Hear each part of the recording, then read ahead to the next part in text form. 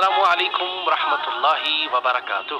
سیرت النبی کے اس مبارک سلسلے میں ہم آپ کو ایک مرتبہ پھر خوش آمدید کہتے ہیں۔ سامعین کرام، یوں تو اللہ جل جلالہ نے اپنے ہر نبی کو ایک شان اور رتبہ عطا کیا ہے، لیکن اللہ جل جلالہ نے اس امت کی طرف اس بابرکت ذات کو نبی بنا کر بھیجا جن کا مقام تمام انبیاء میں سب سے اعلیٰ، سب سے اشرف، سب سے اعلیٰ اور سب سے برتر ہے۔ یہ بات امت مسلمہ کے لیے فخر کا باعث ہے کہ ہمارے پیارے نبی محمد صلی اللہ علیہ وسلم قیامت کے دن میں آدم علیہ السلام کی تمام تر اولاد کے سردار ہوں گے۔ قیامت کے دن سب سے پہلے آپ صلی اللہ علیہ وسلم کی قبر مبارک کھولی جائے گی۔ سب سے پہلے آپ صلی اللہ تبارک و تعالی علیہ وسلم اپنی امت کی شفاعت فرمائیں گے، اور سب سے پہلے آپ صلی اللہ تبارک و تعالی علیہ وسلم کی شفاعت اللہ کے ہاں قبول کی جائے گی۔ تو ساتھیوں، ہم ایسی ذات مبارکہ کے ساتھ کیوں نہ محبت کریں اور آپ کی حیات مبارکہ کو جاننے کی کوشش کیوں نہ کریں۔ سیرت النبی کا یہ سلسلہ اسی آگاہی کو پھیلانے کی ایک ادنا سی کاوش ہے۔ آج اس سلسلے کی تیسری قسط ہے۔ پچھلی قسطوں میں ہم رسول اللہ صلی اللہ علیہ وسلم کی ولادت اور بچپن کا تذکرہ کر رہے تھے۔ ہم نے بیان کیا تھا کہ نبی کریم صلی اللہ تبارک و تعالی علیہ وسلم کی ابتدائی پرورش مکہ سے دور حضرت حلیمہ سعدیہ کے گھر میں ہوئی۔ وہ ہر 6 ماہ بعد آپ صلی اللہ علیہ وسلم کو اپنی والدہ یعنی حضرت آمنہ سے ملوانے کے لیے لے کر آیا کرتی۔ اس سلسلے کو اب 2 سال ہو چلے تھے۔ حلیمہ سعدیہ یہ چاہتی تھیں کہ یہ مبارک بچہ ابھی بھی انہی کے پاس رہے، کہ جس کی وجہ سے ان کا گھر اللہ کی نعمتوں اور برکتوں سے بھر گیا۔ لیکن ہم نے یہ بیان کیا تھا کہ اس دوران آپ صلی اللہ علیہ وسلم کے ساتھ ایک ایسا واقعہ پیش آیا کہ جس کی وجہ سے حلیمہ سعدیہ ڈر گئی، اور انہوں نے نبی کریم صلی اللہ علیہ وسلم کو واپس آپ کی والدہ کے حوالے کرنے کا فیصلہ کر لیا۔ آج ہم اس واقعے کی تفصیل بیان کرتے ہیں۔ سامعین کرام، یہ واقعہ شق الصدر کا واقعہ کہلاتا ہے۔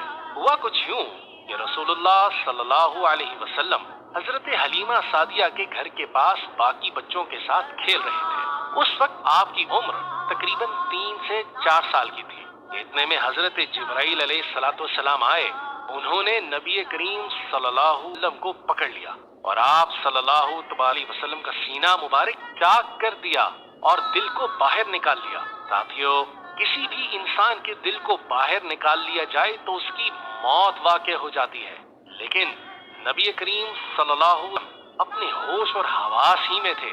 بے شک وہ خالق جس نے انسان کو پیدا کیا اور جسم میں دل کی دھڑکن کو جاری کیا، اور جو قیامت کے دن بوسیدہ ہڈیوں کو دوبارہ گوشت پہنائے گا، وہ اللہ اس بات پر بھی قادر ہے کہ ایک انسان کے سینے کو چاک کیا جائے اور اس کے دل کو نکال لیا جائے اور وہ بدستور زندہ رہے۔ لیکن ساتھیو، دنیا میں اس طرح کے خلاف فطرت واقعات صرف انبیاء علیہ السلام کے ساتھ ہی ہوا کرتے ہیں۔ بس حضرت جبرائیل علیہ السلام نے ہمارے نبی یعنی محمد صلی اللہ تبارک و تعالی علیہ وسلم کے دل کو نکالا اور اس میں سے ایک لوتھڑے کو الگ کر دیا، اور پھر آپ صلی اللہ تبارک و تعالی علیہ وسلم سے فرمایا یہ آپ میں شیطان کا حصہ تھا۔ اس کے بعد حضرت جبرائیل علیہ السلام نے آپ صلی اللہ کے دل کو آب زمزم سے دھویا اور واپس جوڑ دیا۔ انبیاء وہ مبارک ہستیاں ہیں کہ اللہ جل جلالہ نے انہیں شیطان کے ہر مکر و فریب اور ہر گناہ کی گندگی سے پاک رکھا ہے، کیونکہ ان کا کام اللہ جل جلالہ کے پیغام کو کسی بھی رد و بدل کے بغیر لوگوں تک پہنچانا ہے، اور اللہ اپنے پیارے نبی کے لیے بھی اسی بات کا بندوبست فرما رہے تھے۔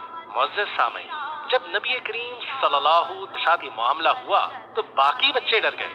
وہ بھاگم بھاگ حلیمہ سعدیہ کے گھر پہنچے اور ان سے کہا کہ کسی نے محمد صلی اللہ علیہ وسلم کو قتل کر دیا۔ لوگ دوڑ کر اس جگہ پہنچے اور انہوں نے دیکھا کہ نبی کریم صلی اللہ علیہ وسلم بالکل صحیح سلامت ہے، مگر آپ کا چہرہ مبارک زرد ہے۔ نبی کریم صلی اللہ علیہ وسلم نے سارا واقعہ حضرت حلیمہ کو بتایا، جس کے سننے کے بعد وہ ڈر گئیں کہ کہیں یہ کسی شیطان کی کارستانی نہ ہو۔ بس حلیمہ سعدیہ نے ارادہ کر لیا کہ وہ محمد صلی اللہ علیہ وسلم کو ان کی والدہ یعنی حضرت آمنہ کے پاس واپس لے جائیں تو ہی بہتر ہے۔ چنانچہ وہ آپ صلی اللہ تبارک و تعالی علیہ وسلم کو واپس مکہ لے آئیں اور بیٹے کو اس کی ماں کے سپرد کر دیا۔ لیکن اللہ کے لیے والدہ کی شفقت کو بھی بہت لمبے عرصے کے لیے نہیں لکھا تھا۔ علیہ وسلم ابھی چھوٹے ہی تھے کہ آپ کی والدہ کا بھی انتقال ہو گیا۔ اس وقت آپ کی عمر صرف 6 برس کی تھی۔ محترم سامعین، 6 برس میں آپ کی والدہ کا انتقال ہو گیا۔ 6 برس کی عمر میں آپ صلی اللہ علیہ وسلم کو آپ کے ننھیال سے ملوائیں اور خود بھی اپنے خاوند یعنی حضرت عبداللہ کی قبر کی زیارت کریں اور اپنے ننھے بچے کو بھی اپنے والد کی قبر کے متعلق کچھ بتائیں۔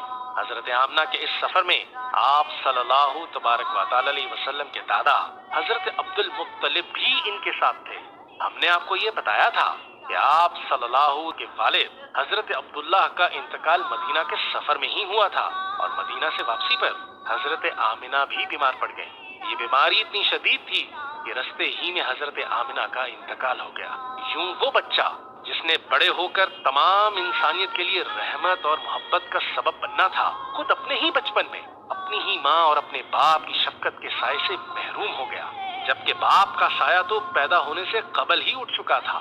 کتنا عظیم تھا وہ انسان کہ جو خود تو والدین کے ساتھ اور ان کی شفقت سے محروم رہا، مگر ساری انسانیت کے والدین کا سکھ کا بندوبست کرنے کی جدوجہد کرتا رہا اور ایسا نظام بنانے کی کوشش کرتا رہا کہ جس کے سائے تلے آئندہ نسلیں امن اور تحفظ کی زندگی گزار سکیں گی۔ بے شک انبیاء علیہ السلام ایسی ہی عظیم ہستیاں ہوا کرتے ہیں جنہیں اپنے سے زیادہ اپنی امت کی فکر ہوا کرتی ہے۔ سامعین کرام، 6 برس کو پہنچتے پہنچتے نبی کریم صلی اللہ تبارک و تعالی علیہ وسلم کے والد اور والدہ دنیا سے کوچ کر گئے۔ اب اس 6 سال کے بچے کی پرورش کیسے ہوئی اور اس دوران آپ کو کیا کیا واقعات پیش آئے، اسے ہم انشاءاللہ اگلی قسط میں ضرور بیان کریں گے۔ آپ کا بہت شکریہ۔